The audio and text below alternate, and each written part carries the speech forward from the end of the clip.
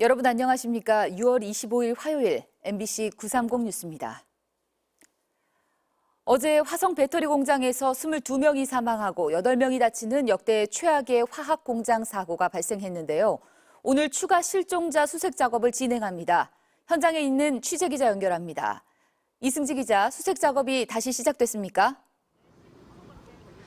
네, 오늘 오전 7시부터 수색 작업이 다시 시작됐습니다. 소방당국은 인명구조견 2마리와 인원 100여 명을 투입할 계획입니다. 어제 저녁 연락이 안 되는 직원 1명이 더 있다는 사실이 확인되면서 밤 늦게까지 수색 작업이 이어졌는데요. 조명 등이 설치된 조연 차량을 동원해 자정 너머까지 수색 작업을 벌였지만 안전 문제로 중단했다 오늘 아침 다시 시작된 겁니다. 수색 중인 실종자 1명을 제외하고 현재까지 확인된 사망자는 22명, 다친 사람은 중상자 2명을 포함해 모두 8명입니다. 화재 현장에 내려졌던 비상발령은 오늘 새벽 0시 42분 해제됐습니다.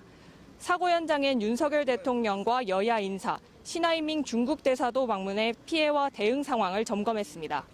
고용노동부는 오늘 오후 화성시청에서 범정부 중앙사고 수습본부 회의를 열 예정입니다. 중대재해처벌 위반 여부를 조사하기 위한 전담팀도 마련됐습니다. 네, 오늘 현장 감식도 진행되죠. 어떤 점을 중점적으로 파악합니까? 네, 잠시 후 10시 반부터 경찰과 소방, 국과수, 고용노동부 등 6개 기관이 화재 현장 합동 감식을 진행할 예정입니다. 정확한 화재 원인과 다수의 사상자가 나온 사고 경위에 대해 조사할 예정입니다. 소방당국은 사고 초기 CCTV를 확인한 결과 리튬 배터리 1개에서 피어오르는 연기가 불과 15초 만에 작업장 전체를 뒤덮은 것으로 보고 있습니다. 사고 당시 2층 배터리 보관소에 있었던 3만 5천여 개의 원통형 리튬 배터리로 불이 옮겨붙어 연쇄 폭발하면서 대형 화재로 번졌는데요.